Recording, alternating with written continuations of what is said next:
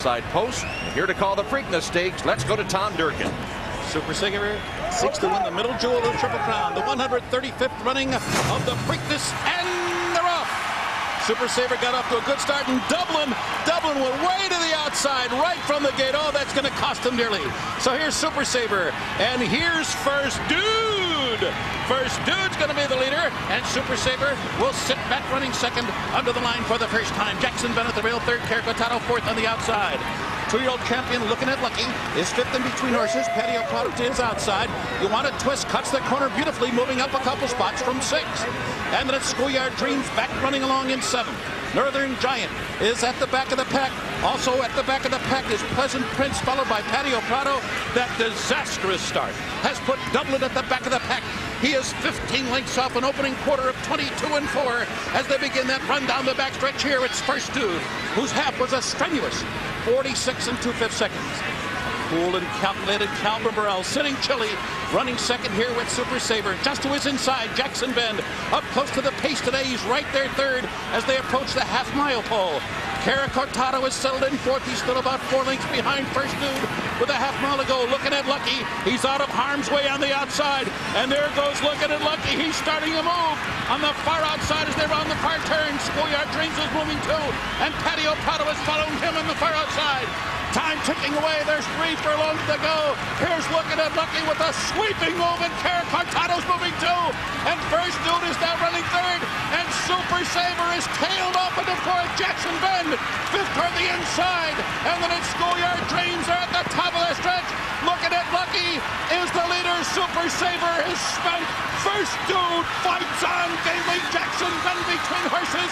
You want a twist upset chance on the far outside. Wild finish coming. Looking at Lucky. First Dude. Jackson Bend. Looking at Lucky. Here's Jackson Bend and First Dude. Looking at Lucky. Got it. Looking at Lucky has won the Preakness. Bob Baffert is Looking at Lucky for a 5th time after the Preakness Stakes. It was close for second between front-running First Dude and on the outside Jackson Bend. And a very disappointing effort from Super Saver.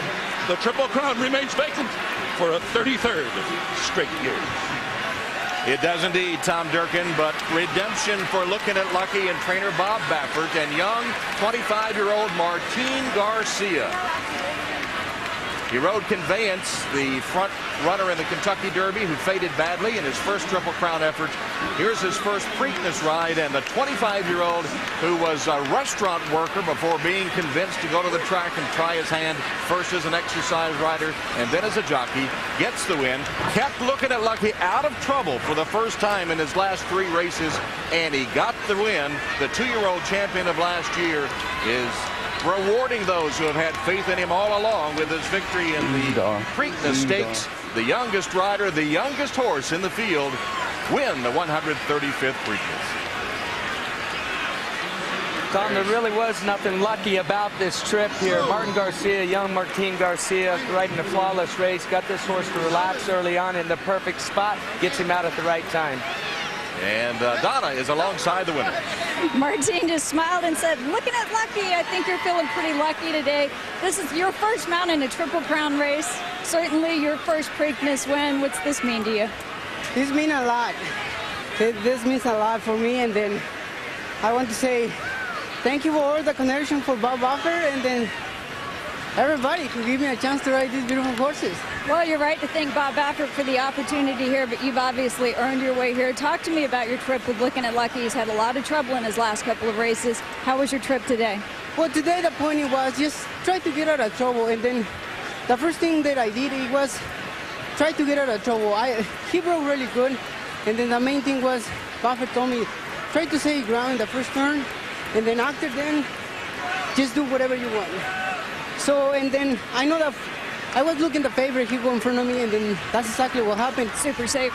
Yeah, and then the night he was outside of him, and then he just he didn't respond in mine when I asked him to go. All right, congratulations, Martin. Well done. Let's go to Bob Newmeyer. There's a lot of pandemonium from Bob Baffert. So, Bob, could you turn around and getting readings from his owners? Do you feel like a football coach that changed quarterbacks when you were down 10 points going from Gomez to Garcia, and Garcia put up 21 in the fourth quarter? Well, I don't think it was Gomez's fault in the Derby. You know, Garcia, we've been clicking, we've been winning. He's been on this horse more so than anybody else. And my man Wayne Lucas, all right. And it's one of those things that, you know, I've just been winning with him. And, you know, when he turned for home, he can really finish. He's a superstar. Porky just came from Mexico 5 years ago. And when he came out today to ride, he was just so pumped up. I think he's so young, he doesn't realize the magnitude of this race. But he rode a beautiful race, but he's a hell of a horse. You told me before the race that it wasn't so much the tactics with this rider, but you were concerned with his demeanor. Was he scared? Was he nervous? And in the paddock, he seemed joking and just had a great time with you and the owners and seemed very confident. Well, first thing I look at their shoes. If they have vomit on the tip of their toes, I know I'm in trouble. But, you know, he came out, he was loose, and he was excited. But he was so grateful for letting him ride the horse, because he told me last week that, you know, thanks for it, but I want to say hello to my mama, the chief. We did it. He did it again. Butch. Congratulations, Bob Baffert wins another Preakness. Kenny Rice. All right, thanks, Bob. 2 weeks ago, he said he was going to win the Triple Crown aboard Super Saver. Calvin Burrell, it did not work out today. What about your ride? He had a perfect trip. Perfect trip. I wouldn't have changed it for nothing in the world. You know, he just come up a little empty. I mean, he runs so hard in the Derby, you know. He's not a big horse, like Todd said, you know. But, you know, when you win the Derby, you got to go for 3 legs, you know. And, I mean, I'm not disgusted with the horse, believe what I'm telling you. He's a good horse, and we'll have fun with him in the future. But, you know, he just come up empty today. I mean, I wouldn't have changed position with nobody in the first half a mile, you know. And when they were moving along pretty crisp. Yeah, they were going pretty good. The track's kind of fast, I think. You know, they were running fast today all day. So, but I was comfortable, you know. And when I asked him, it's kind of folded up, you know. But it happens. Horse racing. So he's okay. Everything felt good with the horse. He just didn't have it today. Right. He come back good, jogged off good, jogged back good. All right. Thank you, Calvin. Appreciate your time, Calvin Burrell. Tom? All right, so Bob Baffert ties Wayne Lucas with 5 Preakness victories, and he won for Mike Pegram, one of the owners of this colt with Real Quiet back in 1998, and here's how he did it. Looking at Lucky in a perfect position, and what a run from First Dude, who had set all the pace here. Unlucky Jackson Ben. Mike Smith couldn't find anywhere to go on the inside, but Martin Garcia flawless in his ride. And as Bob Baffert said, he might not have known the magnitude of this whole event, because he went out there and rode this thing like he had rode 100 of them in the past. Baffert knows he's got it from the 16th pole home. Owned by Carl Watson, Mike Pegram, and Paul Whiteman. Looking at Lucky, a 3-year-old colt by Smart Strike from Private Feeling by Belong to Me, bred in Kentucky by Gulf Coast Farms, and sold as a 2-year-old for $475,000 at the Keeneland sale. Meanwhile, Calvin Burrell and Todd Pletcher, as Calvin said, in perfect spot. It just didn't happen for the Derby winner today.